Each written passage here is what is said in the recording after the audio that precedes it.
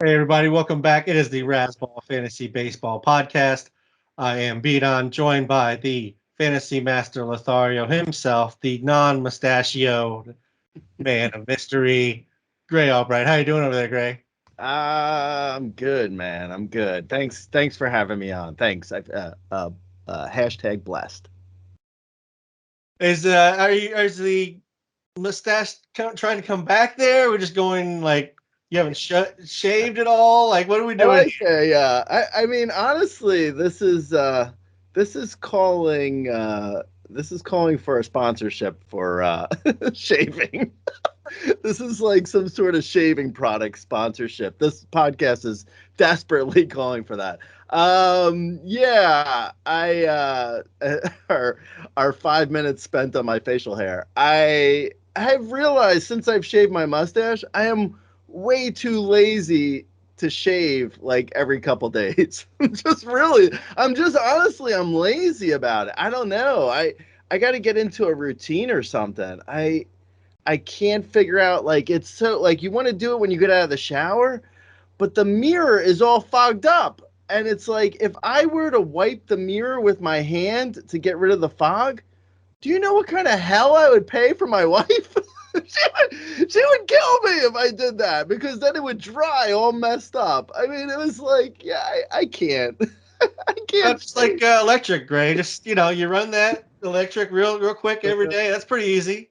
I might have to. I'll have to look into that. Maybe by next podcast I'll look into it because I'm sure people are sick of hearing about my facial hair. You It's know what? like it's I not really assume everybody interesting. wants to know, Gray. I assume everybody wants to know about your facial hair. Low I'm key like, tip for everybody it's like listening, though. I'm fielding more questions about my facial hair than when Alex Trebek shaved his mustache. It's It's a huge change for us, Gray. We're not used to you in any other facial hair setting.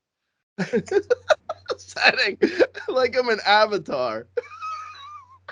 I mean, you did Uh, have an avatar for like a decade, so I mean, it's fair.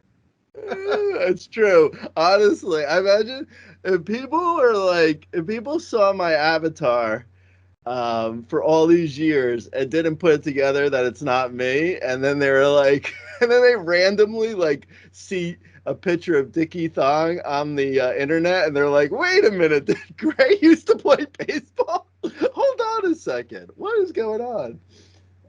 Anyway, okay, let's move on. Let's go ahead and jump into second baseman. No more need to talk about how you're using your wet towels to try and dry your fogged up mirrors. That Oh doesn't my work very god! well. I just had a brilliant idea. Do they have like there should be squeegees for fogged up mirrors that like hang on the side. Do they make that already? I I don't. just I know they make small squeegees. I don't know if that's what it's for specifically, but if you oh, just use a dry towel gray, that'll work too. no, are you kidding me? You have to No, do it so exact. You no, honestly it's beat really on easy. you're not married. You don't know what I deal with, okay? It's actually really easy. You don't Uh, uh, know. I've lived with Just a couple so of women before, and yeah, you do this, and they're like, "How did you do that to the mirror?" I'm like, "I used a dry towel. It's not math. It's not that complicated. by the We're way, okay. one of our Let's." by the way, one of our female listeners is Cougs, and she's gonna listen to this and be like, "I don't care what you do with your mirror. It's not like we share a bathroom." I'm Yeah, such she's a gonna actually send me an email and be like, "Don't listen to Gray. He's just lying to you." she's totally gonna do that. Okay, let's talk about second base. All right, yes, finally, we're moving on to second base here. 1 through 3, we have already talked about in the top 20 podcasts. That is Mookie Betts, Marcus Simeon, and Ozzy Albies. Starting the next tier, which I believe is his own specific tier, there's nobody else in it, is Jose Altuve. Uh, Opening chords to yesterday was the name of it. Gray, I thought you hated the Beatles. I didn't. I think you had to look up the lyrics and the just. I don't know where this came from. If maybe somebody else gave you the title. Um, Last year, in 90 games, Jose Altuve went 17 home runs, 14 stolen bases, 76 runs, 51 RBIs, and hit 311. You have him projected for 25 home runs, 15 stolen bases, 92, 57, and 306. Rudy has him as the number 4 second baseman. I have him down at number 7, just mainly because of the injury concerns. He had a hand thumb injury early in the season. He had an oblique midseason and then had some lower leg injuries and late in the season. K rate was up a little bit, but that could be also just dealing with all the injuries. Jose Altuve is still fine when he's healthy, Gray. Yeah, no, totally. I think also the fact that I don't like the Beatles, and I don't really like Jose Altuve, so it's like it kind of fit a little bit. I'm surprised. You said he was at 7 for you, 7 second baseman. Yes.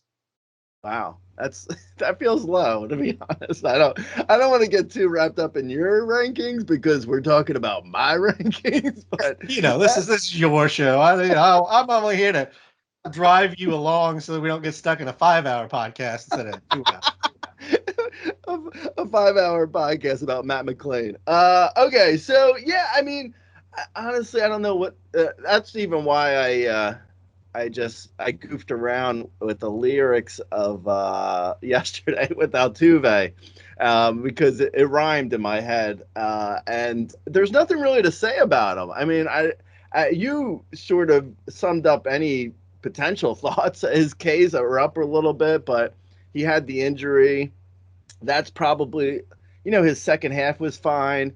The injuries behind him. He feels like exactly the same player, he's always been. If you're going to be down on him because of, I guess because of his height, you have to be down on him. You can't, otherwise you're going to go right over his head. No, but if you're going to be, underrating him because of his age or, something like that, it's like, then, what about Freddie Freeman or, a host of other people? Because, it's like, are you, it feels like you're jumping off the Altuve too soon if you're, if you're really low on him, because he was fine more or less last year when he was back in the lineup, and there was no real indication, as the season went on, that his injury was, lingering and he's going to have issues this year. There's really little for me to say about Jose Altuve. He feels like as locked in to the number 4 spot in the second baseman rankings as you could possibly be. I guess if you wanted to say, below maybe the next guy I have on the list, I guess. I don't know. I like the next guy on the list a lot. Don't get me wrong. But Altuve is just like, for what, 10 years now, he's done exactly what he's done every year. Yeah, I don't know. I don't necessarily love Altuve, just because, I tend to just not be grabbing. I tend to not be drafting him in leagues because I just feel like I go with like an Albies, or I go with a guy above him, or I'll wait a little bit, and the price is just a little bit better for the guys after him. So just like price wise, but I can't tell someone to not draft Altuve. He is what he is at this point, isn't he? I don't know. Obviously you don't think so because you have him down at 7. Part of it's just the injury. Like, I just don't know that I can count on him to play 140 games like he has in the past. He's kind of been trending down from a full-time player from, 153 was 2017. He played 146, 141, 21, 22. So 140 seems about right, and that's fine. The power numbers are going down a little bit, just overall, like how he's hitting the ball. I don't love that. I don't love the age. I don't like that he had 3 separate injuries that happened within a single season last year.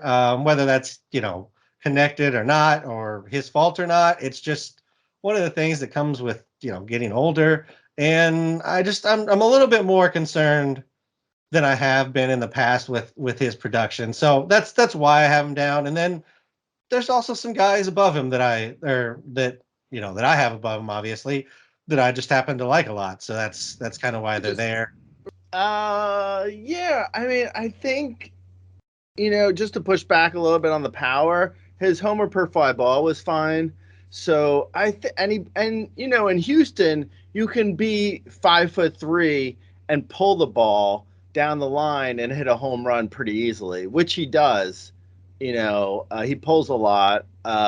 So yeah, I mean, I'm not really that worried about it. I mean, I project him for 25 homers and 530 ish at bats. If he doesn't hit 25 homers and 530 ish at bats, then then he's done basically. Then it's the beginning of the end starting this season, which I mean could happen, but just projecting that out of nowhere feels like it's a little too early to say that. So yeah, I mean maybe he is gonna go on to the downswing of his career, but we haven't seen that yet. So just projecting, it's just sort of guessing, like with Freddie Freeman last year, or other older players, or like Justin Turner, or if you're just guessing at players aging, then yeah, it's just kind of guessing. But okay. I mean, that's kind of what we are doing, though. Is as players age, we guess when that's going to happen. You don't want it when like you don't want the I know. player as they fall off. Like you want them being good still. I mean, like I mentioned, the K rate has been up the last season. Could be injury related. Exit velocity has been down a little bit last 2 seasons. Hard hit's been down a little bit last couple seasons. You can do with what you want with those numbers. They're not a tell all. I'm just worried that it's starting, like his bat's starting to slow down, and if the bat slows down, can he then pull as many balls down that left field line? Because in Houston, you go from the greatest short porch of all time to like a very, very long left field home run if you're just a little bit later on it. So that's why I have him down there. And again, I just Fair. like you guys more than him. Yeah, that's fair. All right. Speaking of guys I like more than him, number 5 for you, which is starting a new tier, is Matt McLain. Absolutely love me some Matt McLain. Last year in 89 games in the majors, he had 16 home runs, 14 stolen bases, 65, 50, hit 290. In 40 games in AAA, he had 12 home runs, 10 stolen bases, and hit 340. You have him projected for 26 home runs, 22 stolen bases, 92, 74, and a 272 average. I mean, I'm just comparing projections here. Like you said, Altuve is a clear 4. Like, hand me those projections. I'm taking McLain every day. Yeah, I think the projections are, yes, I agree. My issue with Altuve is, I would say, a hair safer than McLean. You would debate that by saying he's aging and his hard hit is down and all the stuff you said. So I love Matt McLain, so I don't want to go down the road of like disavowing my rankings and projections for him. I actually like him. So I'm not going to fall for that trap. I do want to say though, which is really kind of interesting, for whatever reason, I almost wonder. I should actually ask Rudy about this, because I wonder why. Like, it doesn't feel like the projections, Steamer or other projections, have really caught up to the fact of the pitch clock rules. Because like Matt McLain stole 14 bags in whatchamacallit, in 89 games last year. It's not a stretch. Like, I projected for 22 steals. That doesn't, like, anyone in today's game who stole 15 bags last year in a half a season could easily steal 30 bags. I'm only projecting for 22. Like, it's not a stretch to say Matt McLain is anywhere from like a 25 to 30 steal guy. I have him for 22, just being conservative. But with that said, I mean, it feels like the projection systems just haven't caught up to the pitch rules, because like Steamer has him down for whatever you mentioned, what, 18 steals or something. Um, has him down for 15 steals. Rudy has him for 15. So Rudy has him for one more steal in a full season versus 14 steals in a half season last year. It just doesn't compute, man. It doesn't. I don't know. I mean, I don't know. It doesn't make any sense to me. Everything else with McLain is beautiful too. So he had, a little bit, I guess, a little bit high on the strikeout rate, but not bad. And also in the minor league, in the minors previously, his K rates were lower. Like in AAA, it was only 20.6% on the strikeout rate. So I imagine his major league strikeout rate is going to come down. He's also fast, so he's going to have a little bit higher BABIP. He hits the ball real hard. His launch angle is gorgeous. His homer per fly ball. He's in a great park. He's already succeeded for David Bell. So there's no reason to think like, he's suddenly going to get platooned. Like he's already done well for the manager that's there. So there's no reason to think he won't continue to do, to be slotted in as like a number 2 hitter going forward. And he was always considered a top prospect. So honestly, I feel like you and I are higher on McLain than most people, which I think is surprising. I don't honestly understand people's hesitation about Matt McLain. He feels like he was on pace for a 30-30 season last year in his rookie year. Like that is pretty good. And he hit 290.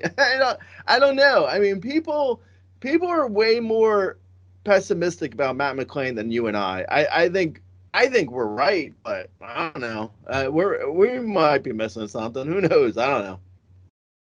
K rate is high. It was a 28.5% K rate. That's not what you want to see, as you mentioned. But, like you said, he was a 20% K rate guy in the minors, and he's 23 getting his first look at major league pitching. Like, you can forgive a little bit of strikeouts, and we've seen it with other guys who have come up and had a high strikeout rate. Like, there's an adjustment period, and then, maybe it stays high, maybe it doesn't, but there's certainly some thought that it's probably going down. He, even in the second half last year, he hit 275, 276. So, any thought of the average bottoming out to like 220, I don't really see that. It certainly could go lower than 290. He had a 385 BABIP last year. That's pretty lucky, but he plays in a great park. Like that helps the BABIP. He hits the ball hard. He has speed. Like all that helps BABIP. So, I mean, even if you drop him to where Rudy has him, which is like a 250, 260 hitter with the home runs and stolen bases that you and I project, like it seems pretty great. And I understand anytime you're talking about a young player, there's a little bit of risk, but I'm not really worried about Matt McLain. I just correcting myself. I misspoke. Rudy actually has him for 17 steals. I think I said 15.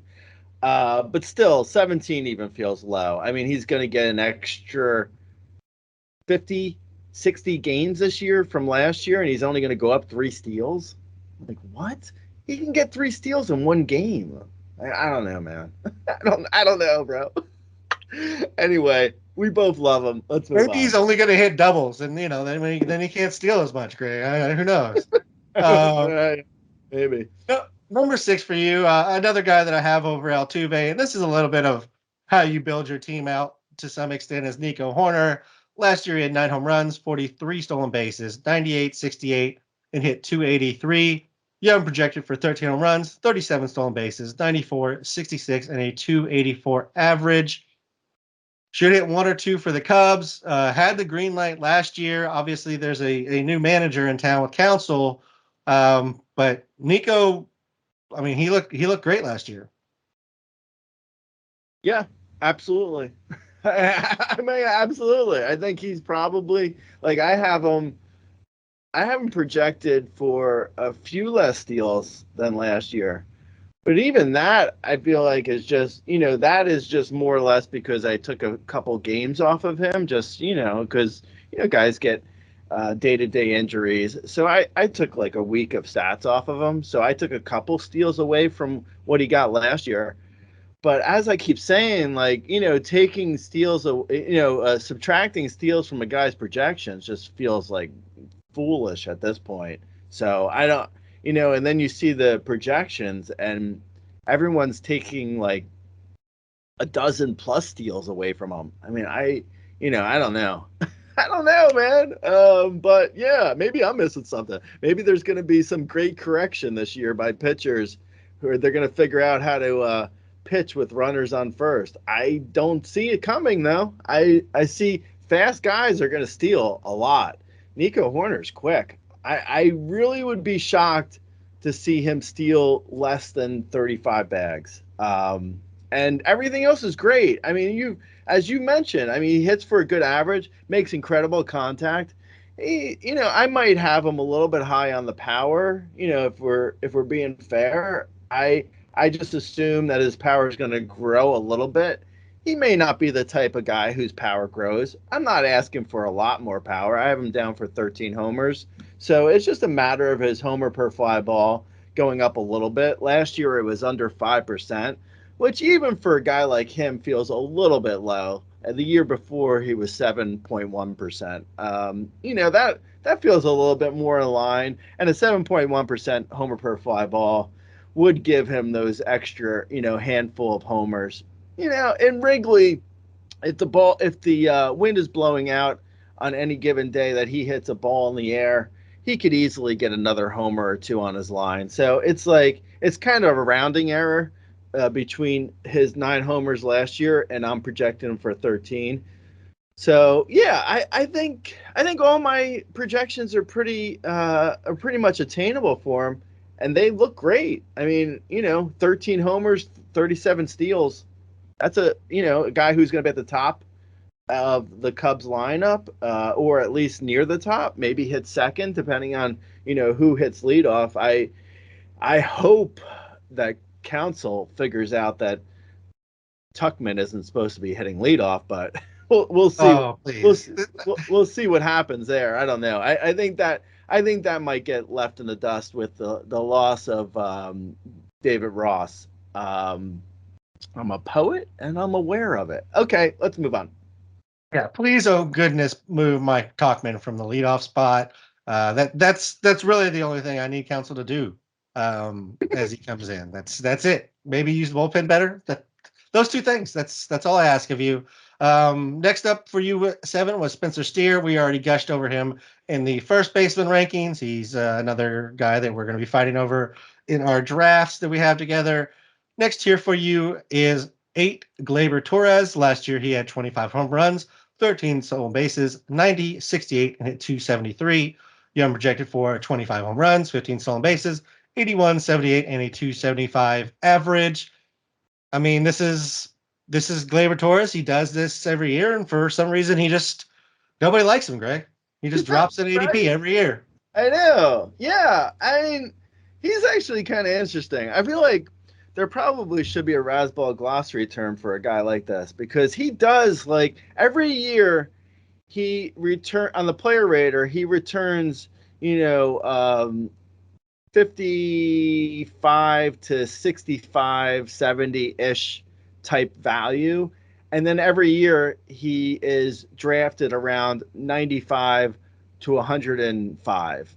It's like every year. It's not just last year going into this year. It's now, well, I mean, it's 2 years in a row. I mean, there's a pattern here. I have no idea why.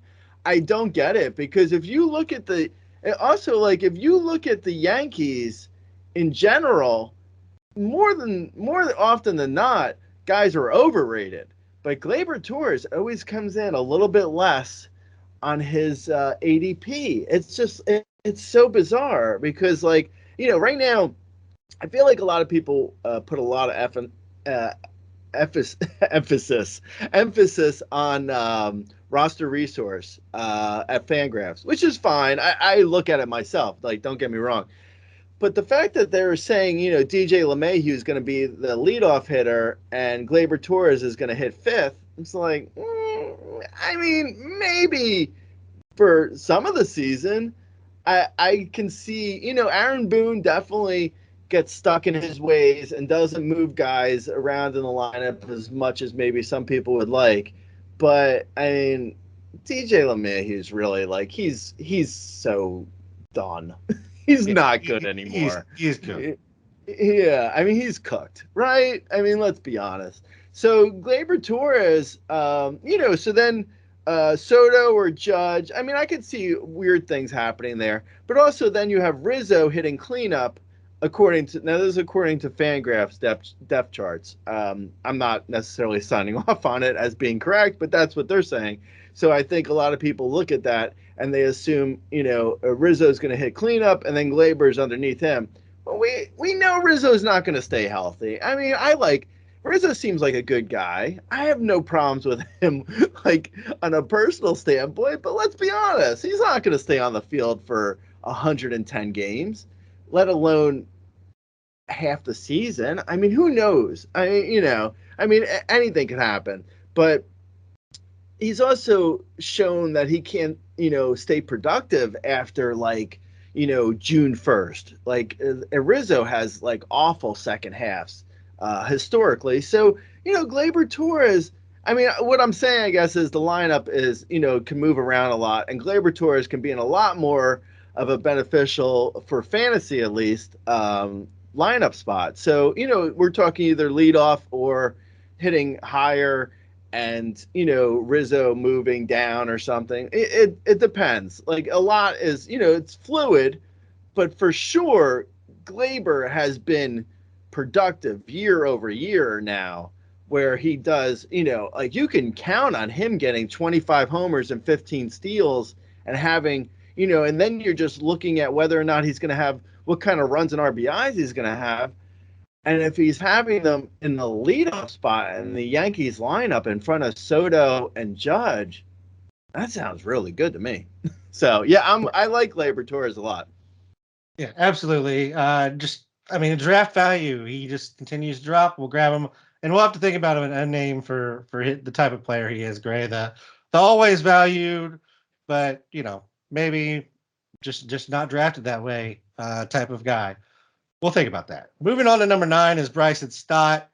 He took a big step forward last year, going 15 home runs, 31 stolen bases, 78, 62, and hitting 280. You have him projected for 15 home runs, 28 stolen bases, 82, 72, and 282.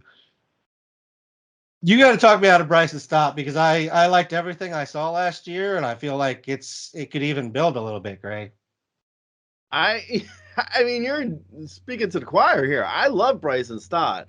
I have no problem with him at all. It's like the second baseman rankings. Second baseman in general are not great, but we're still at a point where I like them. They get less great as we move along, which we'll get to. But Bryson Stott, I'm totally fine with Bryson Stott. I honestly see, this is like what I was saying with David Bell earlier with Matt McLain staying in like the 2-hole. Bryson Stott, unfortunately, like there's been no change in in thought process with Rob Thompson. I'm assuming when it comes to his lineup. So I'm assuming Schwarber is going to hit leadoff, even though I would not hit him leadoff. Like I think, hopefully they move him down the lineup because, the perfect guy to hit leadoff is Bryson Stott. Like I think if he moves up to leadoff, he's going to, or even second and Trey Turner goes to leadoff. It's so crazy that like they have, Trey Turner and Bryson Stott not hitting leadoff. And they're both in that lineup, and they have Schwarber hitting leadoff. It's like, that's bad, man. I mean, even I understand the on-base percentage, but I mean, Schwarber gets on first.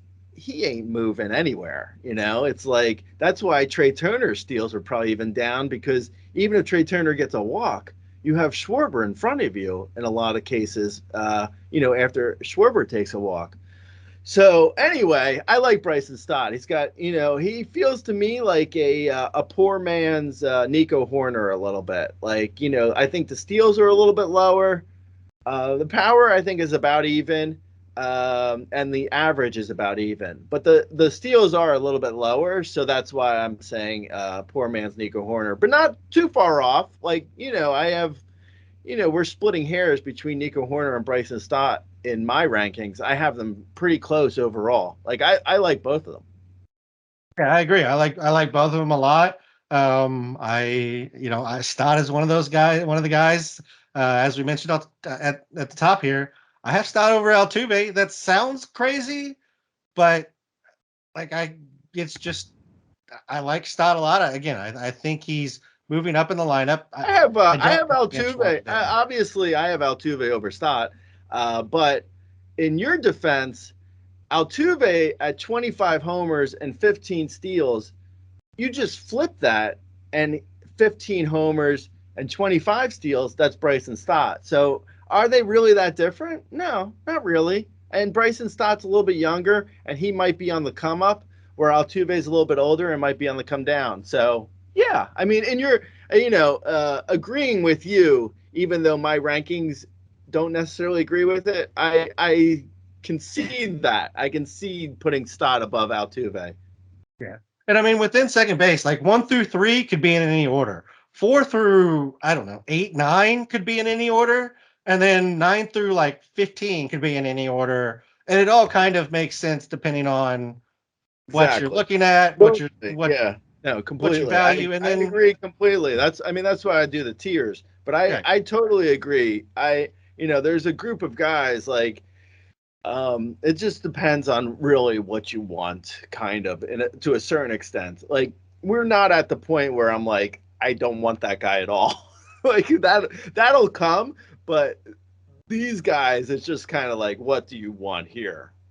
yeah, what's your team bill? What are you looking for at that time in the draft? Yeah, absolutely. So they can go in any number of directions. Number 10 is Andres Jimenez. Last year he went 15 home runs, 30 stolen bases, 76, 62, 251. You have him projected for 18 home runs, 28 stolen bases, 77, 68, and a 259 average. This is another fantasy, or I guess, we haven't really talked about it, but this is a fantasy asset that got saved a little bit by the running rules. He pretty much did exactly what he did the previous season, except the running rules changed and he stole a bunch more bases, and that made him a lot more valuable to us, Gray. Yeah, no, totally. And also, what's kind of interesting, I I do have to ask Rudy, because what's interesting is like the projections seem to believe Jimenez's boost in steals, whereas like we mentioned earlier with like McLain and other guys where they're subtracting, like they took away speed from Nico Hoerner, and they kept speed on Jimenez. I don't know why that would be. I'm not sure what their maybe because sprint speed isn't really indicative of steals necessarily. It's more about it's more about if you want to steal versus if you can steal. Anyway, so Jimenez, I like Jimenez. I feel like is Bryson Stott minus 20 points in average. I have him for, like you mentioned, 18-28. I have Bryson Stott for 15-28. It's essentially the same thing. Maybe Jimenez, I have him for a little bit more power, but way less average. 20 points in average is probably a good dollar in average. So that's pretty dramatically different. But Jimenez has definitely shown that he can hit for power. Before, like in 2022, he had 17 homers. Last year 15.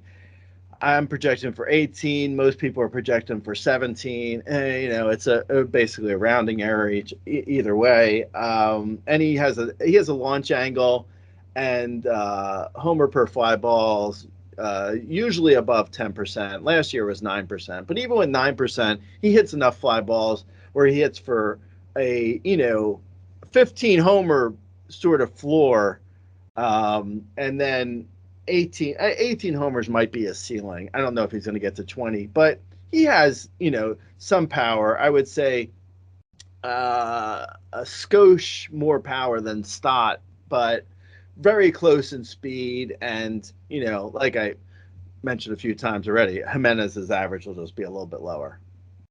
Yeah, and there's also the fact that he plays for the Guardians, who were absolutely horrendous last year, which hurts his counting numbers.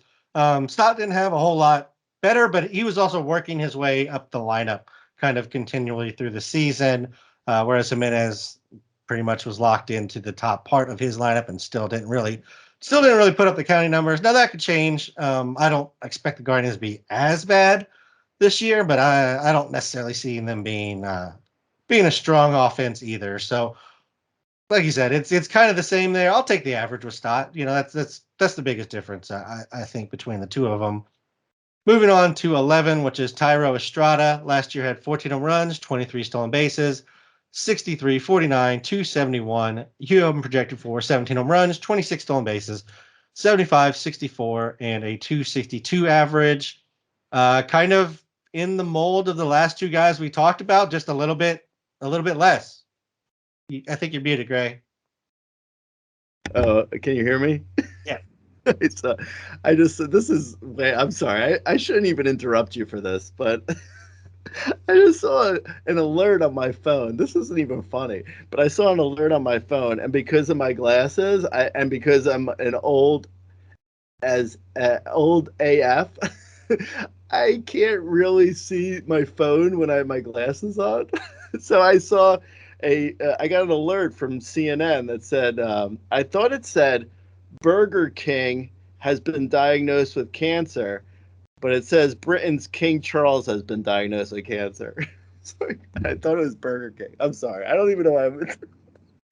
Sorry. This is what we deal with, right, everybody? This is how the podcast goes. You're welcome that I don't make you sit through all this most of the time, but you're going to sit through it this time. So I'm not cutting this one out. Number 11, Gray, Thairo Estrada. I mean, he's like a lesser toned down Jimenez and Stott. Like a little less power, a little less speed here. Burger King. Oh man, why would it say Britain? We know who King Charles is. The Britain part is what threw me off because I read that as Burger King. Okay. Anyway, Estrada, I wrote a sleeper post on him last preseason. I loved him. The only really thing that hurt him was the fact that he had this random injury.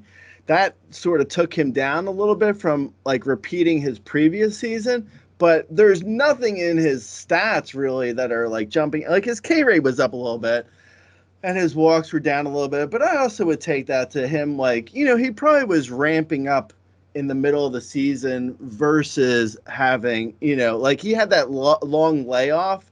So he was probably like a little bit rusty. I'm not really concerned.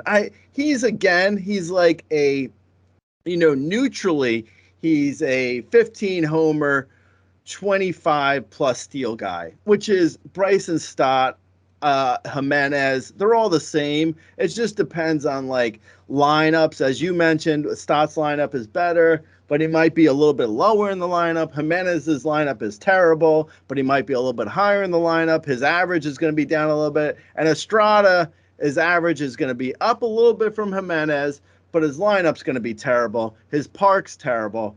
But he can run. He can steal 25 plus bags. So yeah, I have no problem with Estrada either. I like him. Especially at the price. For whatever reason, no one's ever interested in him. Like right now, his ADP is at 140 overall, which is like that's a steal. I honestly, I probably would have wrote another sleeper post for him this year if I didn't write one last year. I just don't like to repeat myself, so I didn't. But I like Estrada a lot. I think you have him a few spots higher than I have him. I just, again, I think his power and speed are just a little bit down a notch from like the Stott Jimenez grouping. But like you said, the lines are very similar. This whole section, again, you can kind of rearrange them however you want. Number 12 is Isaac Paredes. We already talked about him in first base rankings. He's sneaky useful, but we'll let you go hear about that over there in that podcast. Number 13 is Ha-Seong Kim. 17 home runs, 38 stolen bases, 84-60, and hit 260 last year. You have him down for 12 home runs, 30 stolen bases, 65, 61, and a 248 average. I was going to ask if you believed in the change last year, but at 13, maybe not so much. It feels like maybe the KBO numbers are translating a little bit here for me, but maybe this is just me being a Korean homer. I don't know. Yeah, no, this is totally because you're Korean. That's all it is. I like the white players. You like the Koreans. Okay, that's it. End the podcast. I honestly, I was surprised at how high people were on Kim. I don't understand it completely. I'm not in on him really at all. I think his homer per fly ball last year was kind of, I mean, it was high for him. It wasn't like crazy insane, but it was it almost doubled from the year before. His speed isn't bad. I don't really like his hard hit is so awful. Like he really makes terrible contact. He does. Yeah, oh, I appreciate you agreeing, even though he's Korean. Thank you. I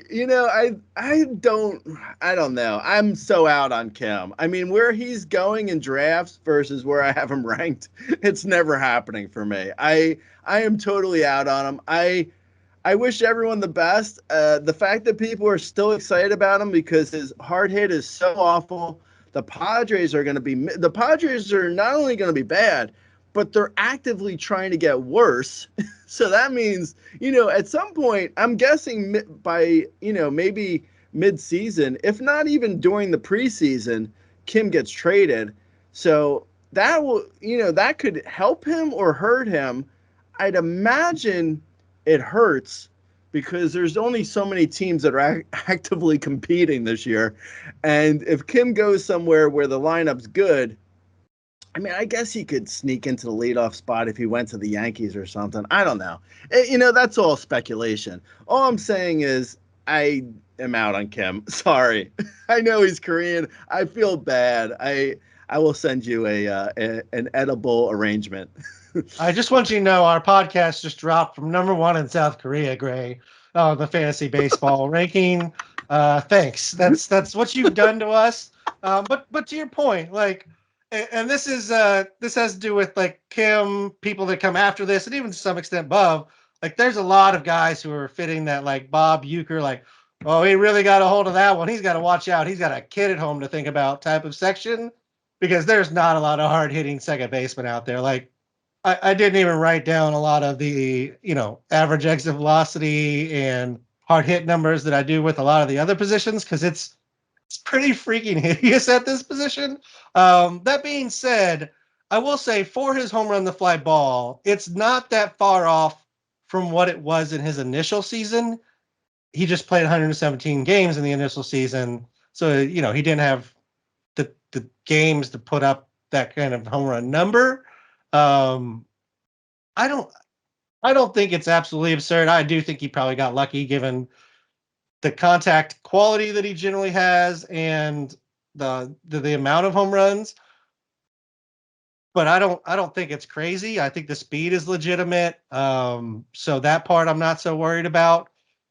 He could get traded to a team that doesn't steal as much, so that's certainly a possibility. And if that happens, then it's kind of a problem, because he's not Trey Turner, Ellie De La Cruz, Bobby Witt fast. He's fast and can steal if his manager says he can go steal, not necessarily like he must steal because that's like he's too fast not to.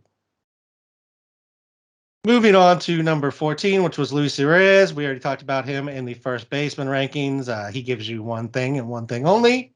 Ketel Marte at 15, he had 25 home runs, 8 stolen bases, 94, 82, and a 276 average last year. You have him projected for 19 home runs, 7 stolen bases, 86, 70, and a 277 average.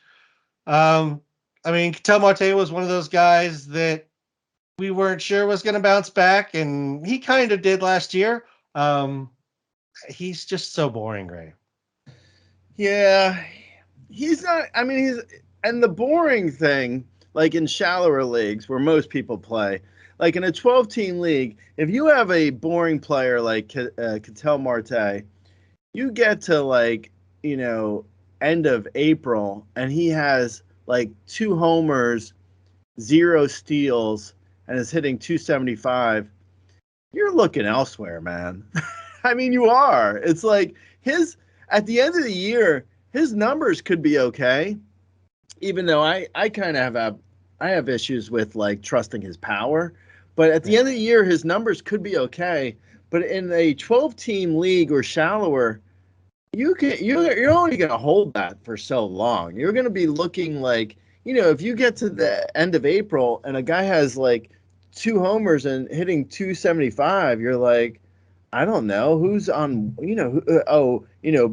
Brandon Drury's doing well on waivers. I don't know. It's like you look around real fast. So I mean, I don't know. I don't like Ketel Marte because I don't really trust the power, and everything else is so boring as we're talking about that it's like, yeah, I mean, if he goes down even a little bit, like I have him for 19 homers, like you mentioned, even if he goes to like 20, 21 homers, as other people are projecting, 21 homers over 6 months, you're talking about less than 4 homers a month. Like going back to my original thing where it's like if you get to the end of April and he has 2 homers, okay, so say you get to the end of April and he has 3 homers. Huh? I mean, it's so boring. You get to the end of May and he has like he has 6 homers and hitting 275, and you're like, oh my god, this guy is so boring. So boring. So yeah, I don't know. I'm not a fan. I'm not a fan of Ketel Marte. I'm actually this whole tier kind of like from Ha-Seong Kim, until we get to the next tier. I don't really like Ketel Marte either. Yeah, and I mean, to your point, last year in April, he had 253, 3 home runs, 1 stolen base, 16 runs, and 8 RBIs. Like in a shallow league, you dropped him. He got picked up at some point in May when he's hitting 305 and had his most productive month. Then he probably got traded in July, and then you ate his August where he hit 179. So like it is what it is. He's fine as a guy. Like in a deeper league, he has value because he's gonna put up the counting numbers. He should hit it at the top of the order, and that's the bulk of his value is that he's gonna hit at the top of the order. But that's really boring for a shallow league. Tommy Edman at 16 last year had 13 home runs, 27 stolen bases, 69, 47, and hit 248. You have him projected for 11 home runs, 28 stolen bases, 52, 57, and 261. Had wrist surgery this offseason. I mean, I always thought Tommy Edman was hated, but then they traded Tyler O'Neill, so maybe they don't hate Tommy Edman as much as I thought, Gray. Yeah. I mean, they don't hate him as much as me, maybe. I don't like him at all. I'm surprised at how much, like ADP. I have him below ADP. I have Ha-Seong Kim way lower than ADP. You hate him. Yeah, I have. I also have Ketel Marte below ADP. Yeah, I don't. Tommy Edman to me, like he looks like he could. I guess he could potentially be like not too far off from say Bryson Stott. So Bryson Stott was at 15.28, and Edman I have at 11.28. So 4 homers isn't really that big of a deal. I really do believe like last year Marmol didn't really hit Edman at the top of the lineup. I don't see why that would change, even with O'Neill out of town. So Edman's still going to hit towards the bottom of the lineup, if not ninth. Depending on where he hits win. So Edman's hitting 8th or 9th. He's gonna have terrible counting stats. His speed is okay, but I don't really trust his power necessarily. I mean, it's fine. It's not like I have him for 11 homers. That sounds about right. I mean, neutrally, he's 11 to 12 homer guy, kind of like. Well, he hit 13 last year, so yeah. I mean, so 13 homers.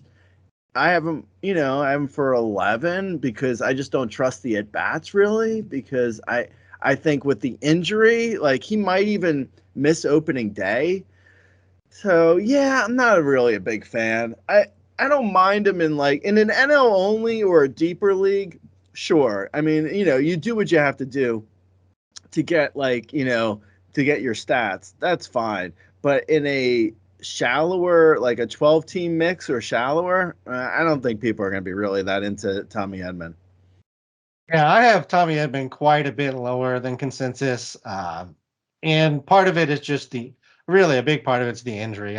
It's a wrist injury that tends to sap power, which affects, ball contact, so affects average. And I mean, as you mentioned, like the Cardinals didn't really seem to love him, didn't play him every day. And if the injury takes away from his average and his power, they could potentially go in another direction pretty quickly, I would think, or at least move him into a part-time role. So I'm slightly concerned with Tommy Edman and just him not being healthy this season. So you will not really see Tommy Edman on my rosters. I might have him a little bit low. He may come up for me just because if he does start the season, like you mentioned, it's not far off from like a Tyro Estrada type of projection from what he would give you across the full season. I just really don't trust him, and I don't like the injury. Next tier for you is number 17, Nolan Gorman. 119 games last year. He had 27 home runs, 7 stolen bases, 59, 76, and hit 236. Had some back issues. He says he's been going through some different strengthening and stretching and things to deal with that across the season. So we'll see if that can maybe keep him in the lineup a little bit. Talk to me about about Nolan Gorman here, Gray.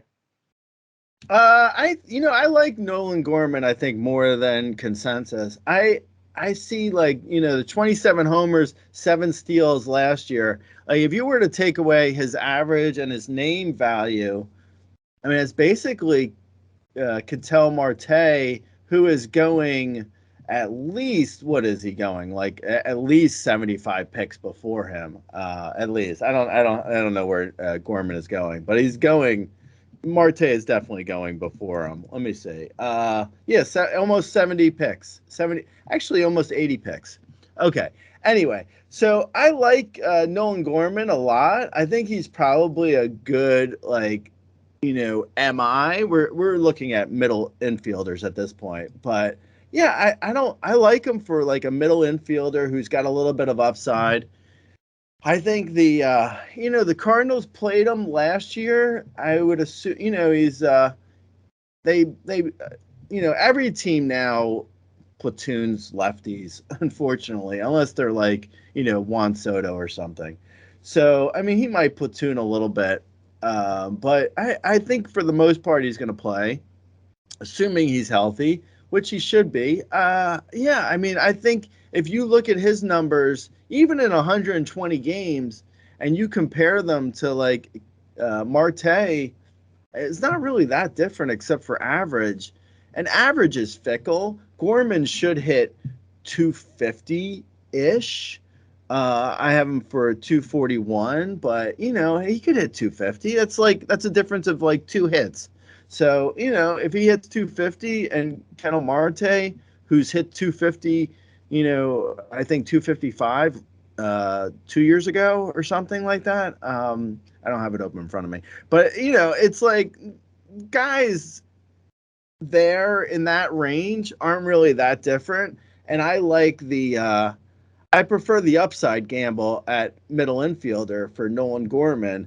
I think he's, he was touted as a guy with big power. He has a little bit of speed. He was supposed to hit for a decent enough average when he was coming up. He was hitting 275 all through the minors. So, yeah, I like Nolan Gorman. I think he's probably, a little bit underrated right now. Yeah, I would tend to agree. I have him. I mean, I like him quite a bit. I mean, I think there's more power that could potentially be, available. If you told me he wasn't going to platoon, I'd feel a lot more comfortable moving him up. As of right now, that's that and the back thing are really my only 2 issues with him. I think the average is coming up. He had 255 in the second half after kind of adjusting and even fighting through back issues. He still hit 255. So if he can deal with those, I really think there's more power and more average to come. Um, yeah, just a lower batting order, maybe a little more risky Ketel Marte, but with upside. So it is kind of what you're looking at here.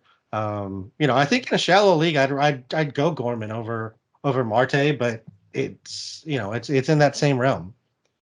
Jonathan India last year had 17 home runs, 14 stolen bases, 78, 61, and hit 244. You have him projected for 19 home runs, 12 stolen bases, 67, 77, and a 252 average. We've already traded Jonathan India somewhere else in our minds, Gray. Can he please get traded? I mean, let's go. What is the holdup here? Because I actually like Jonathan India. I wrote a sleeper post for Jonathan India, assuming he would get traded or be locked. Or actually, I wrote the sleeper post back in November before Hyman Candelaria signed there. Now, with Christian Encarnacion Strand and India and Candelaria, it's so muddled for playing time. Like right now, like I mentioned earlier in this show about Fangraphs roster resource with their depth charts. I don't, not always 100% on it. And they have India locked in as the DH. I don't know, man. That feels iffy at best. Like I think we need India to get traded to have any sort of locked in at bats this year. Like there's no way. They brought up Christian Encarnacion Strand already. There's no way he's just going to be a bench bat. I mean, that makes no sense. So, Strand, if CES goes into the DH spot, where does India go? He's not going to second. He's not going to first. Where does India go? He's going to be India becomes a utility player, and that hurts his at bats, which will hurt his counting stats and his fantasy value. So yeah, I mean, I like Jonathan India actually a lot. I would like him a lot more if he was on another team, or there was some sort of declaration of made about CES or Heimer Candelaria or something in that lineup. Like the lineup is stacked, but not necessarily in a good way for Jonathan India. So we like him, but again, either he's getting traded or we're really like there's probably 2 or 3 guys on the Reds who are going to split time, and that's going to be really disappointing for us. So please get traded, India or somebody, or just cut Candelario again, and we'll be fine. 19, Edward Julian, who you had a sleeper post about, 16 home runs, 3 stolen bases, 37, hit 263. You have him projected for 22 home runs, 8 stolen bases, 103, 57. And obviously Jorge Polanco got traded from there. So Julian's set to take on an everyday role here. Yeah, I honestly, I wrote the sleeper post back in November, before obviously before Polanco was traded. So I was already excited about Julian or Julian. I guess it doesn't matter. I would say we're gonna start worrying about that now, Greg. No, yeah. After 15 years of mispronouncing names, now I'm worried about it. Okay, I love him. I really think he's like so underrated when it comes to like if you look at his homers and like his power, like if you look at his hard contact, and I know his Ks were a little bit high. That might be scaring people a little bit. But if you look at his like hard contact and how much like he and his eye, like his eye is insane. Like his eye is so good and I'm talking about like his control on balls in the zone and outside the zone on like what he swings at. He is so great when it comes to like only swinging at strikes that it's like I really feel like he's on the verge of a breakout because of that. Because like how much can a guy like him really strike out when he knows the zone that well? Like he's really, like I say in the sleeper post, like he's such an anomaly, because like if you look at him and you're like, how is it possible that he struck out 31.4% of the time and he only swung at 12.2% of balls outside the zone? Like that's crazy good. Like that's Juan Soto chased 18.8%. Like Julian is like in another realm of how good he is at only swinging at balls inside the zone. And in the minor leagues, his strikeout rates were much better. So I think he's going to take a huge step forward. Like if I had to pinpoint a guy who's going to take a step forward this year, like he's like top 5 on the list. Like he is a guy who looks like he could easily get into 20 plus homers. At times in the minors, he stole 20 plus bags. So it's not like he's necessarily a negative in speed. Like he could steal, and we know with the pitch clock that anyone could steal like 15 bags. Like I would not be shocked to see him steal, 10 plus bags, even though he stole only 3 last year. And the Twins don't run a lot. So there's some issues there with Baldelli and everything, but he's going to be on base. He walks an insane amount, and he was, as a rookie, he was walking an insane amount. So if he's able to hit for a little bit of power, 20 plus homers, steal 10 plus bags, hit for a better average because his strikeouts are going to come down. So we're talking like a 275 hitter, and he's going to hit leadoff. Honestly, it's not. I didn't need Jorge Polanco to get traded to get excited about Edward Julian. I love him. Yeah, absolutely. I'm with you. I mean, I basically feel like we're looking at Ketel Marte in Julian or however you say it, and he's getting drafted, 100 and plus picks later. So I'm absolutely in on that call, Gray. I love it. Number 20 is Jordan Westburg, who you also have a sleeper post for. In 68 games at the MLB level, he had 3 home runs, 4 stolen bases, and hit 260. In 67 games at AAA last year, he had 18 home runs, 6 stolen bases, and hit 295.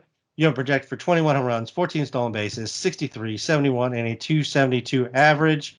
I mean, Westburg looks solid. Maybe the only problem right now is the O's lineup for the first time in a long time is actually a little stacked. So he's going to be at the bottom. Yeah. Yeah, that's probably like that's the biggest drawback here for me. But otherwise, like I project, like you mentioned my projections. I won't repeat them, but like he has 20 plus homer power and 15 steal speed. That's, I mean, that's better really than Ketel Marte.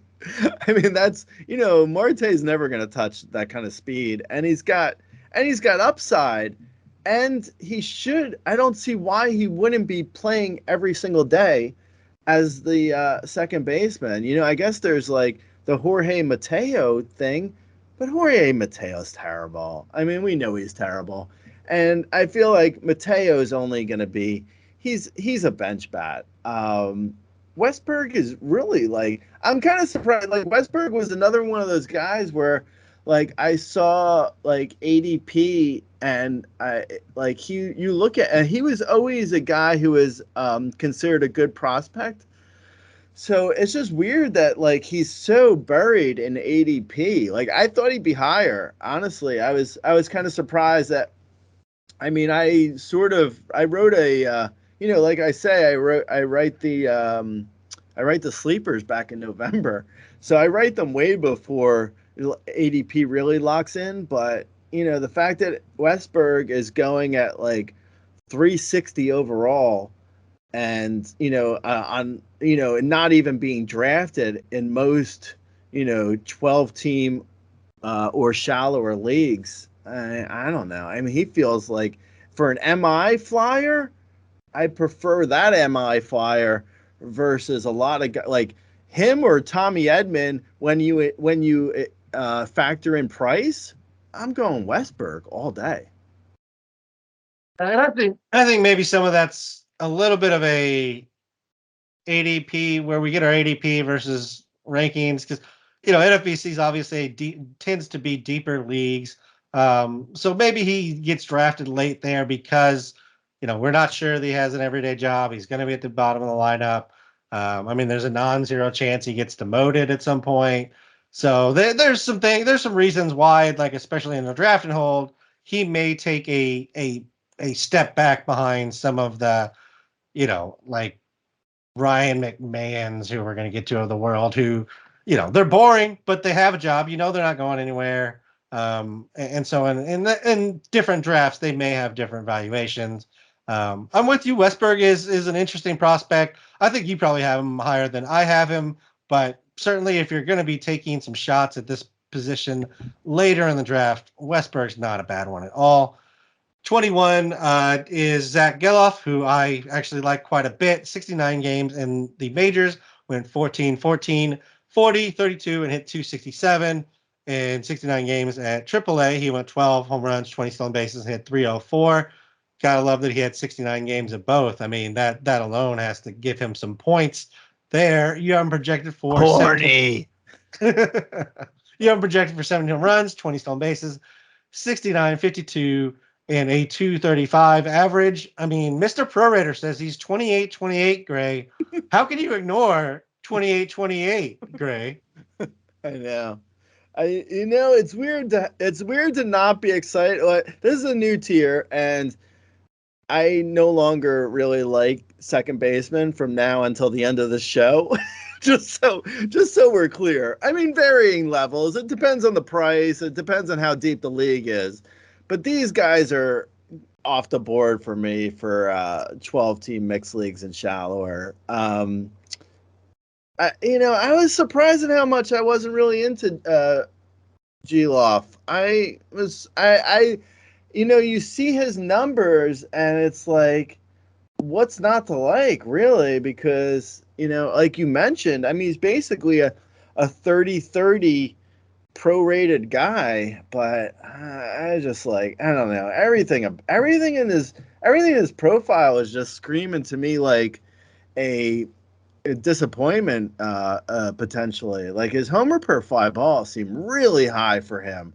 His fly balls aren't very high. I don't think his contact,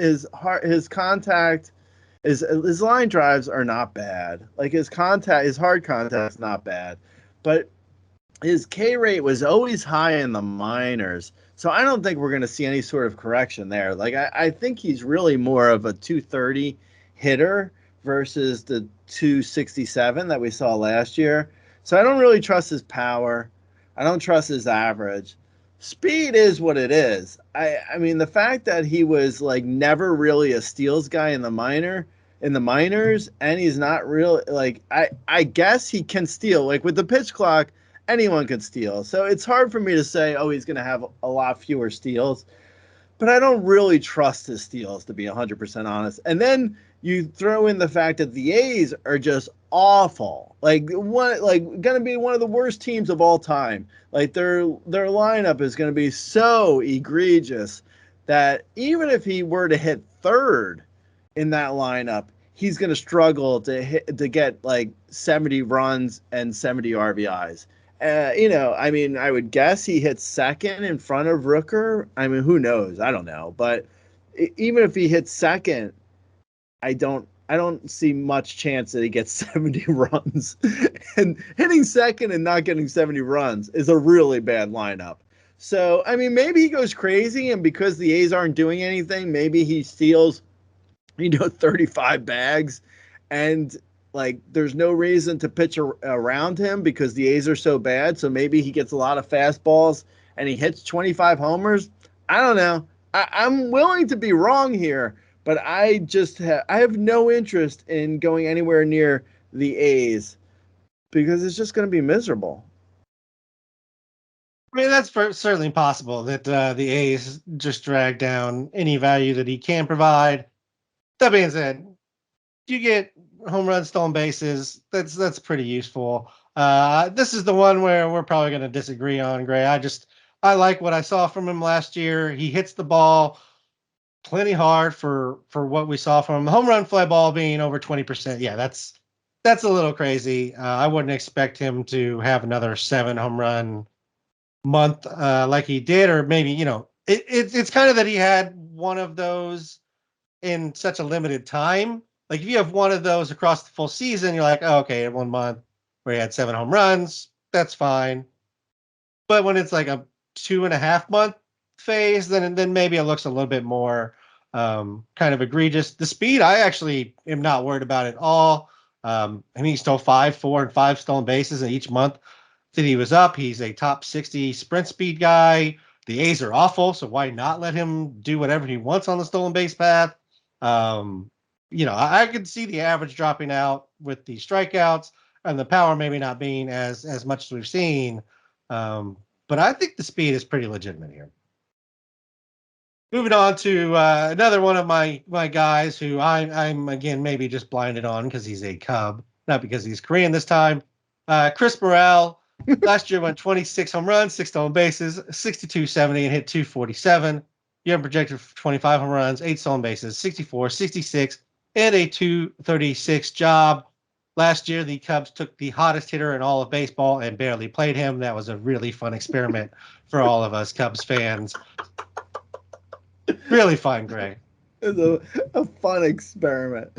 David Ross galaxy brained into like, let's see if we take a hot player and don't play him, will he stay hot? And he remained as a hot hitter.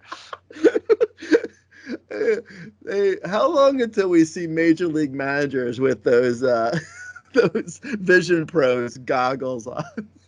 Just, oh man, I don't know, man. I liked him so much last year. Morel, that is, not David Ross. I liked Morel so much last year. I was really kind of disappointed in myself for not liking him again. I was leading the bandwagon on him. I just don't know, man. The second half was so bad. I kind of feel like he could potentially, I don't even know what the platoon would be, to be honest. So I don't it's like saying a platoon and then looking at their bench. It's like, well, who's he platooning with? But he is like right now, if he's going to DH, like anyone could DH. So it's like, I don't know. And the fact that David Ross is out of there, that probably helps him because, it's like fresh eyes looking at him and, seeing him, being talented if he's looking good in spring training, then it could cement, a different view of him in Council's mind. So that could help him. I liked him a lot. I don't really trust him. His second half, he seemed clearly overmatched. And his numbers, his projections at least, don't really jump off the page as being awful. I still have him for 25 homers and 8 steals in, probably 3/4 of a season, because I figure he's going to lose some at bats somewhere. I don't know exactly where, but I'm just assuming he will. It's hard for me to be like totally against him, but I feel like I'm lower on him than, ADP. So I don't think I'm really drafting him, but go with God. Hopefully he's okay. Yeah. I like Morel, but there are certainly concerns. The second half was bad. He has a high strikeout rate. And again, we don't even know that he has an everyday job at this point. So there's certainly some concern here. I like him, but there's risk here. So you're drafting him on hopes that, Council figures out that he should probably play over Mike Tauchman. And that's maybe a couple other guys in the Cubs lineup, but that may or may not happen. So we'll have to wait and see kind of what happens there, because at DH, anything can happen. Patrick Wisdom certainly earned his DH role as well. And Morel last year was a reverse split guy, so that makes it even weirder to figure out how they're going to use him. Luis Rengifo last year had 16 home runs, it comes in at 23 for you, sorry. 16 home runs, 6 stolen bases, 55, 51, and hit 264. You have him projected for 19 home runs, 6 stolen bases, 72, 49, and 261. Boy, Gray, it's going to get real boring from here on out. Yeah. Also, you can galaxy brain yourself into being like, well, if Rengifo's doing 20 homers and 6 steals and hitting 260, how different is that than Kettle Marte? Oh, you hate him so much. Yeah. I mean, our first baseman podcast was all about Vlad Guerrero Jr. This one's all like, how different is Kettle Marte from this guy who's going 150 to 200 picks later? The very bottom of the second base, the middle infield grouping. Yeah, I mean, there's nothing. I mean, I don't know. I feel like I might actually be a little bit higher on Rengifo than most people, but I don't know. If you look at his numbers, he makes good contact. He should hit leadoff, I would guess. I mean, there's not a ton. There's not a ton of guys there. Maybe Nolan Chanel hits leadoff. And Rengifo hits lower in the order. I don't know. It's hard to say at this point. They have Nito as well. I don't know. The Angels aren't going to be a great team. I mean, Rengifo is kind of like, he is what he is. He's an middle infielder. He's an MI in a deeper league. In a 14-team mixed league, probably. If you're in a 12-team mixed league, I could see taking the flyer for middle infielder or utility player, but you're probably going to get to middle of April and be like, let's see what waivers has. I don't know, Yeah, he's very boring. He's for deep leagues, and even then, you're going to be very bored about having him. Limited upside. Just he should lead off for the Angels. The Angels really don't have anybody else to supplant him, so we're Taylor Ward backing our way into Luis Rengifo. Ryan McMahon comes in at 24. Last year had 23 home runs, 5 stolen bases, 80, 70, 240. Boy, we are so boring, and yet we are still within Ketel Marte range. It's like Ketel Marte from like at ADP of 110, or Ryan McMahon doing the exact same thing 500 picks later. No, he's not going 500 picks later. But I mean, it's like it's like Ketel Marte is basically every hitter, every second baseman after the top 12. that might not work out. It may not work out exactly that way. But I mean, Ryan McMahon is, I mean, honestly, if you were to take their names away and just look at their numbers, Ketel Marte 20, even if you were to give Ketel Marte more power and say, okay, 25 homers, 5 steals, 260, Ryan McMahon 22 homers, 6 steals, 240. It's the same thing, man. And that's like, that's just a hot streak when he's on a homestand in Coors, just going off and having a great like week difference. So yeah, I don't know. I don't really love Ryan McMahon either. So I mean, let's take not that, take that with a grain of salt. Everything I just said. I mean, it's like you're at a point where, it's like you see Ketel Marte minus 30 points in average, but you also see a guy who's only really worth starting in Coors. So not great. No, it's not. But I think the other point maybe to this is also you take Ryan McMahon, you start him at Coors, you add another player onto the other half of his stats, especially in a shallow league where you can drop McMahon and pick him back up and add and drop, guys like this. Like then you're looking at 260 and 14 homers for half of him, and then the other half being whatever else you use him for, and it doesn't seem nearly as bad then. And again, it starts to approach Ketel Marte a lot faster if you get 260, 14 and supplement that with another guy that's a good replacement level player that you can get in your league. Number 25 was Brandon Drury. We talked about him at first base. I low-key like Brandon Drury this year just because He's available, or he's available real late, does a little bit of everything, qualifies in a lot of places depending on your leagues. 26 is Whit Merrifield. Last year had 11 home runs, 26 stolen bases, 66, 67, hit 272. He is currently a free agent.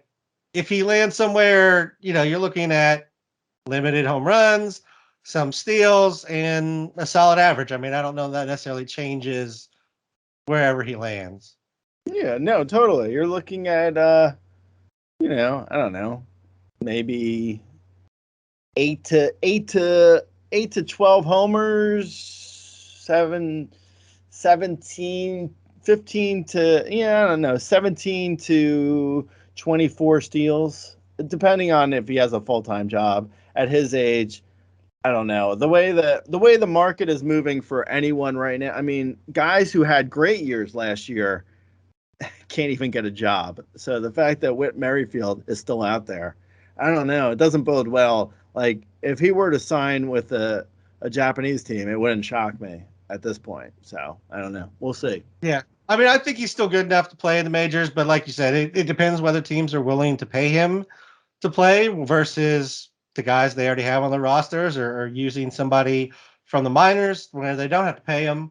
That being said, if Whit Merrifield signs and he's going to hit at the top of an order, you Galaxy brain it and you're like, how different is he than Tyro Estrada? Like, probably not that different. Probably not. It depends on where he signs, but yeah, you're not wrong. Yeah, I mean, 11, 26, 272 last year for He's him. such a, he's 14, such a 23, 271. He's such a Rudy type draft pick. It wouldn't be me, but I could totally see Rudy taking him and being like, well, he's 10 homer, 25 steals. It's like that's the same as Nico Hoerner. Like, what? Like, and then I jumped through a window. Luckily, I'm on the first floor. But yeah, so we'll see. I don't know. I honestly, at this point, I don't even know where he's going to sign. So who knows? Yeah, so we'll see what happens with him. If he signs, where he signs. It does kind of have a feeling of like maybe he takes the place of somebody who gets injured in spring training or early in the season, and that's where he gets his opportunity. But like I said, there's a number of guys available who still need a job, who should be in the majors. Number 27, which starts a new tier for you, is Brandon Lau. 21 home runs, 7 stolen bases, 58, 68, and a 231 average last year. Young projected for 22 home runs, 7 stolen bases, 54, 66, and a 226 average. He had a fractured right patella at the end of the season. He says the injury is not going to affect his start of the season, but we will see about that. Sure. Yeah, I mean, he's like, he's Ketel Marte minus 60 points an average. 22 homers, 7 steals. Tell me where that's not Ketel Marte. It's the same thing. It's just, minus 30 runs, 30 RBIs, 70 points an average. Yeah, Brandon Lau is not good. So this is bad. The second basemen are not good at this point. But I will say this though, with and this doesn't necessarily have a lot to do with fantasy. But you know what? It's only a 5-hour podcast, so why not talk about something else? No, but with real baseball, it shows you that like the Rays platoon everyone, right? But if you look at the teams that did really good last year, no one was really platooning guys. Like the Braves don't platoon anyone.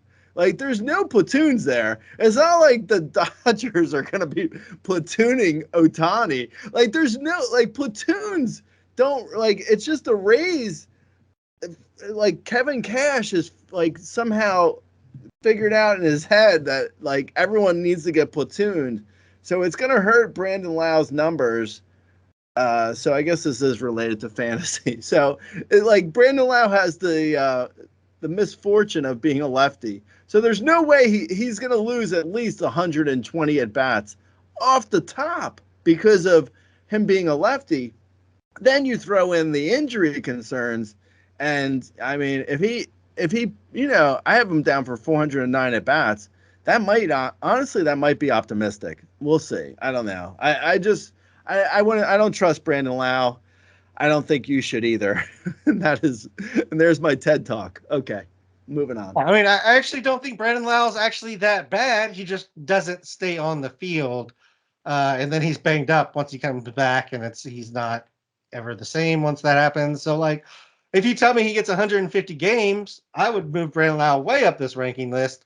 But like, that's just not going to happen. So let's not pretend it's going to happen, and we'll keep him down here. Willie Castro, nine home runs, 33 stolen bases, 60, 34, and hit 257 last year.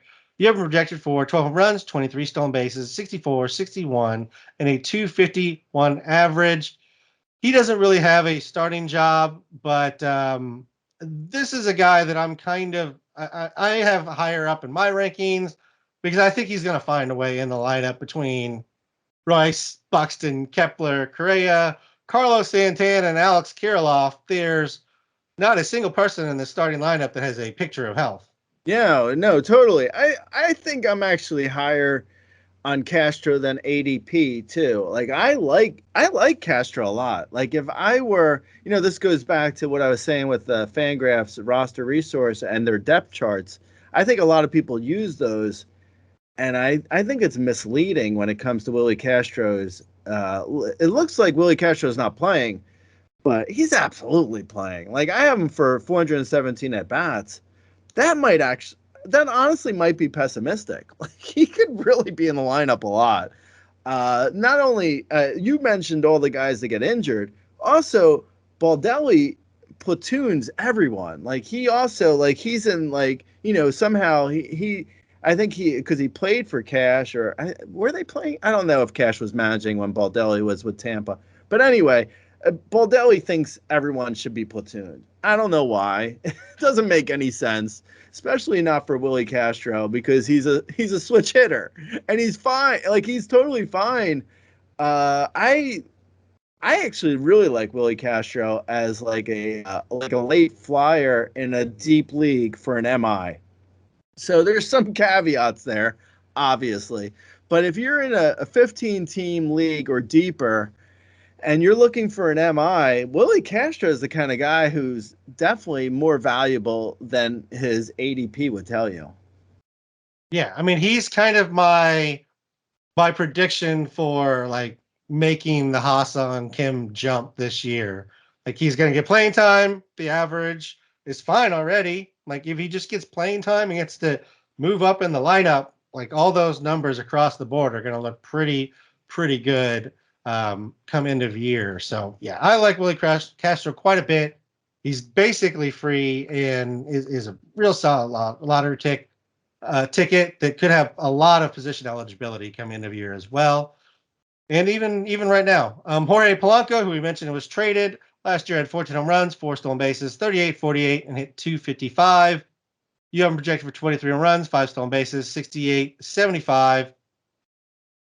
Just more boring second baseman. Yeah, no, totally. He's Kettle Marte minus 30 points in average. and like 7 homers. Yeah, maybe. I don't know. I have him for 23 homers. So it depends.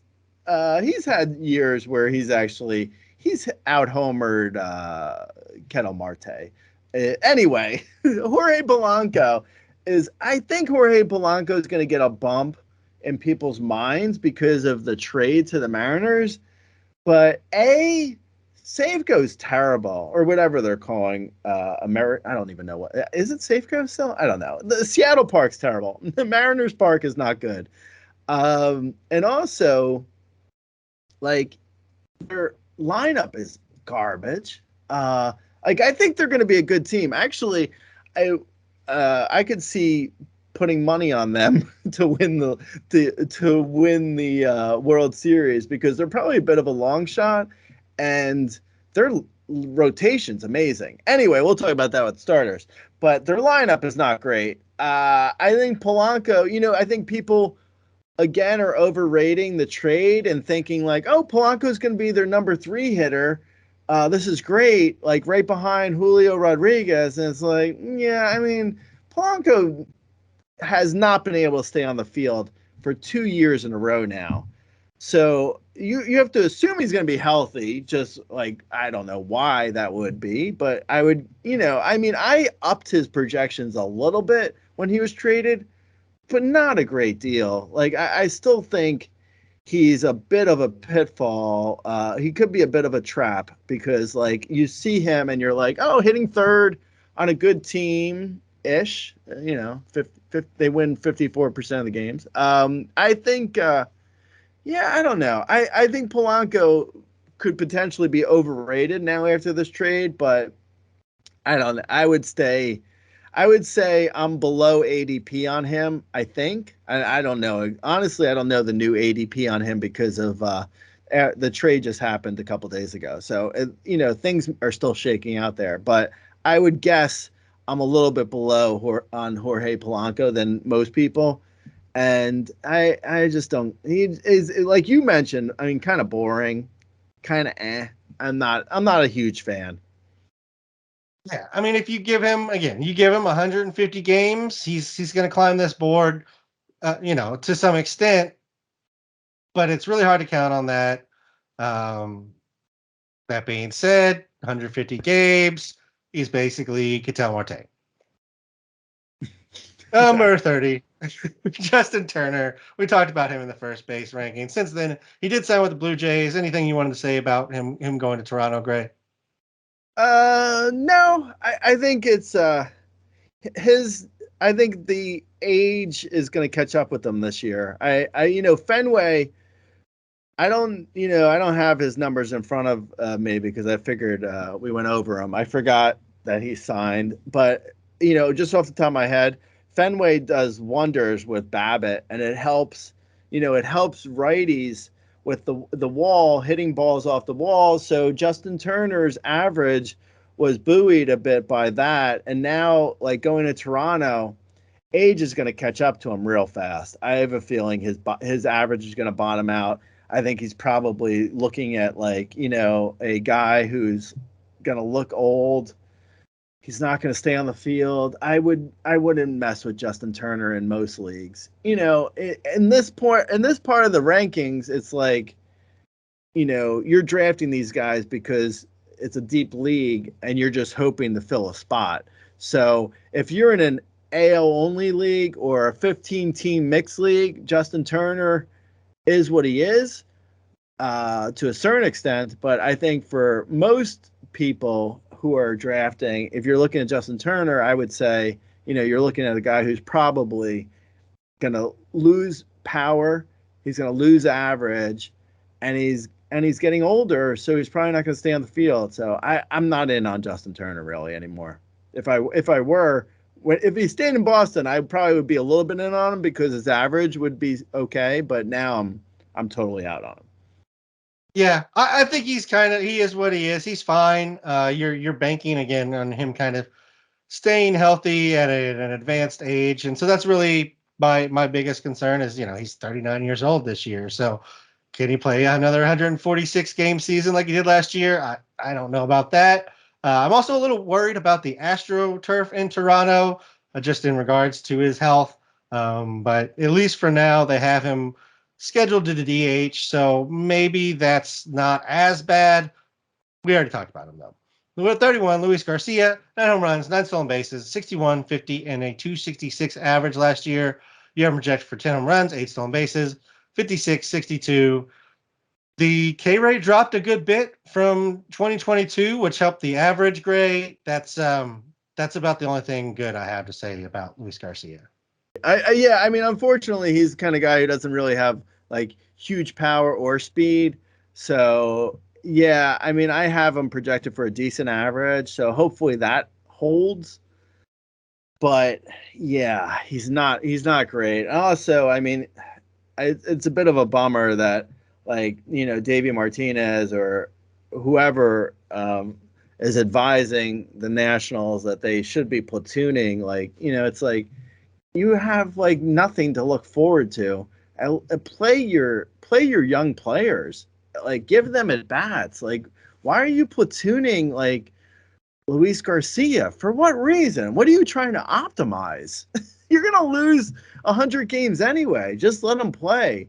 But unfortunately, whoever is advising them or David Martinez has thought it up on his own, they seem to be platooning Luis Garcia. So, I mean, that's going to hurt him on counting stats too. So even if he does hit 275, he's not going to get the runs in.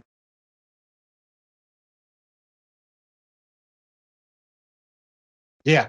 I mean, whenever you can get Eldarmo Vargas at bats, Gray, you absolutely have to do it. So yeah, we'll see what happens there. Very boring though. I have Luis Garcia kind of buried in my rankings just because it's so boring. I'm just passing. Bryce Terang, 9 home runs, 16 stolen bases, 46, 41 in it, 247. You have projected for 8 home runs, 28 stolen bases, 57, 51 and a 233 average. I mean, at least for some stolen bases here, he can grab you that. Feels more like one of those guys you mix in when you need stolen bases, though, than somebody to draft.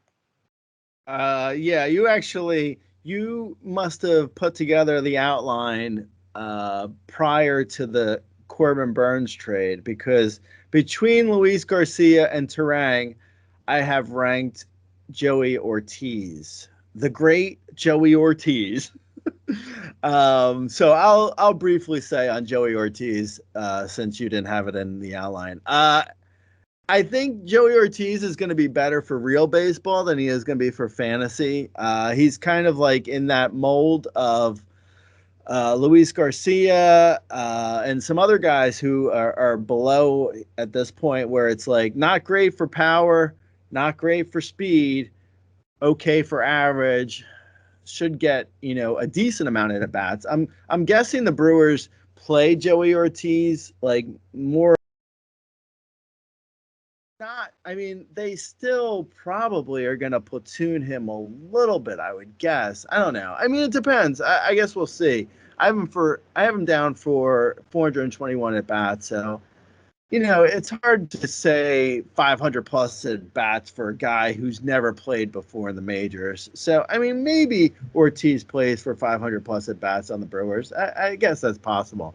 But I guess my bigger issue with him is he's not really incredible for power or speed. So it's like, eh.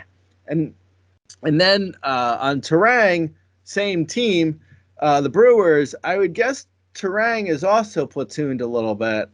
It depends, on like his at bats, because Terang actually has some speed.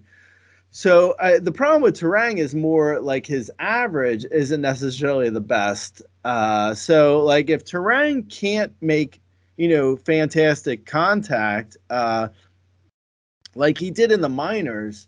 So, I mean, he does have this. I feel like Terang has another level, which is possible. So Terang, I would say Terang's downside is a lot worse than Joey Ortiz, but his upside's better.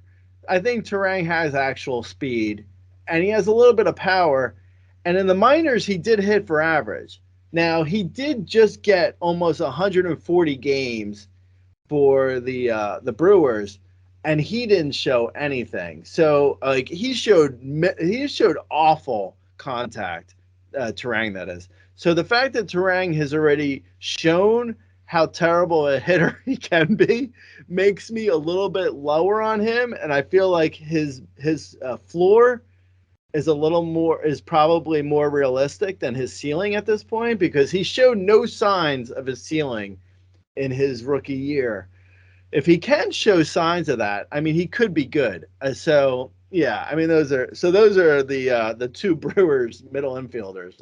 They're back to back in my second baseman rankings. Yeah, so that's what you're looking at, kind of from that Milwaukee middle infield. 33 or 34, I guess, is Michael Massey. Last year had 15 home runs, 6 stolen bases, 42, 55, and hit 229. You have projected for 16 home runs, 10 stolen bases, 56, 67, and a 261 average. Did have 11 home runs in the second half, so maybe there is some room to grow there for the power and even potentially the average if he can continue that. Yeah, this is another one. This is really frustrating for me when I see guys who should not be platooned who are probably going to get platooned. It's just like, why would like the platoon the like Massey? It's like, for who? Garrett Hampson? Like, who do you have to get in the lineup if you're like the Royals? It just doesn't make any sense. And plus, like, Massey was considered a bit of a prospect, so it's like, why not play your prospects and instead you play like a vet who is clearly washed out of the league and shouldn't even have a spot on the roster? Just makes no sense. Anyway, with all that said, Massey still, even if he doesn't have incredible speed, or at least he hasn't shown, the want to steal. So, if he's not stealing, he's only a 15-ish homer guy. 15-ish homers and not really stealing equates to, like, where we are in the rankings, basically. Like 15 homers, 10 steals. Not great. And platooning out, so Hernan counting stats, yeah. It's not fantastic. I'll be honest, there's better guys. But I wish he were playing every day. It sounds like I'm maybe a little bit more interested just based off of the 11 home runs in the second half. Maybe that's completely just random and he never does that again. But this low at second base, it's so boring. I'm looking for anything to give me some hope of some upside if I'm drafting down in this area. So maybe a little bit higher on Massey, but like you said, I mean, it's weird what the Royals are doing with him. And so until we really see him get full-time playing time, it's hard to get overly excited about what he's doing. Speaking of not getting overly excited, Gray, we covered 33 second basemen. It's already real boring. So let's just take a few from here on out and just kind of highlight them if you're drafting second baseman after this point.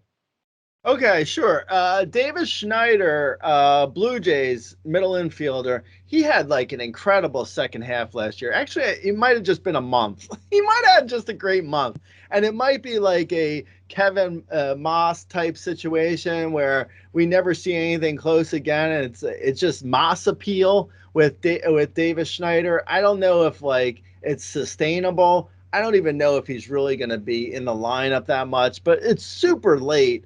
So I would potentially look at him like in a 15 team or deeper league for like a utility or an MI, or maybe even a bench bat. Depends on how you build your team. I also, there might be Vidal Brujan at one point was something. Maybe it's gone forever because of Kevin Cash, the way he played him. So it's like we'll never see it, but he's now in Miami. He's with the Marlins. Crazier things have happened than like it took a trade for a one-time top prospect to catch on with another team in a place where it's like, how hard would it be for him to jump John Birdie in playing time? Like, that's not a hard spot to jump. So yeah, I like him and Davis Schneider, and we're so crazy late. There's really not a lot of guys here. Who do you have? You have anyone? So David Schneider is one of the guys I marked. Just with second base being so boring, I like to get the upside on Schneider, and I have him quite a bit higher than where you have him. Um, Ahmed Rosario, I don't really want to recommend him, but I just wanted to say mea culpa last year for recommending him to anybody. He's the only person in the entire league who stole less with the rule changes. That was very frustrating. From the prospect side, Jace Jung, Ronnie Mauricio looked like they could get a chance. Xavier Edwards could be up for the Marlins. It's another guy that could take the job away from John Birdie.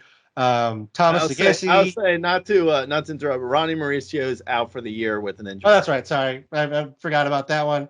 I was just running down some second base prospects, but yeah, Mauricio is not going to help you this year. But the rest of those names that I gave you are potential prospect call ups.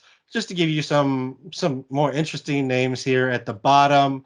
Oswald Peraza and Miguel Vargas, two guys we hadn't really mentioned, former prospects that didn't really show out last year, partially because they weren't really given the opportunity, partially because they were really bad when given an opportunity, but they're still very young and they could make it. They could make moves. Do we have time for a 2-minute thing? Yeah, go ahead. Okay, so on Reddit, I don't know who the username was on Reddit, but someone on Reddit put a thing of mine because of Miguel Vargas in my rankings. I mentioned how for the Dodgers to trade prospects like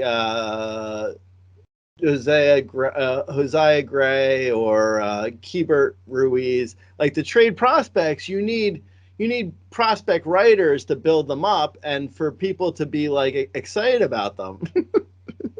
This was my conspiracy theory, was that the Dodgers were giving like prospect writers kickbacks, and they were doing some payola where they were giving like prospect writers money, like how much money prospect writers aren't making a lot. So you give like a prospect writer like $1,000 and they move like Miguel Vargas up their prospect rankings.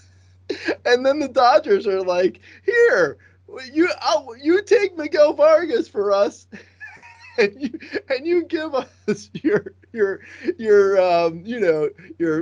starting first baseman or whatever, or your DH. Yeah, I don't know. It's stupid. So they've taken over from the Yankees. Anyway, on Reddit, they picked up on that, and people were making fun of me, which is not. I mean, it's honestly, it's a good thing to make fun of. So yeah, thank you. I appreciate getting razzed. Thank you, Reddit. It is Razzball. If we can't take it, so be it. That's it's kind of in the name. We have to be able to do it. I mean, the Yankees have done it for like decades. I don't know why this came out of nowhere. I mean, can we talk about every failed prospect Yankees guy in like the last 30 years? It was like a top 10 ranked guy. Let's see. So you give us Brian Reynolds, we'll give you Miguel Andujar. Wait, Miguel Andujar, is he good? Yeah. Look at the rankings in the prospect. The prospect people love Miguel Andujar. Maybe it's the Miguel name. Miguel Vargas, Miguel Andujar. I don't know. I'll think about that conspiracy for next week.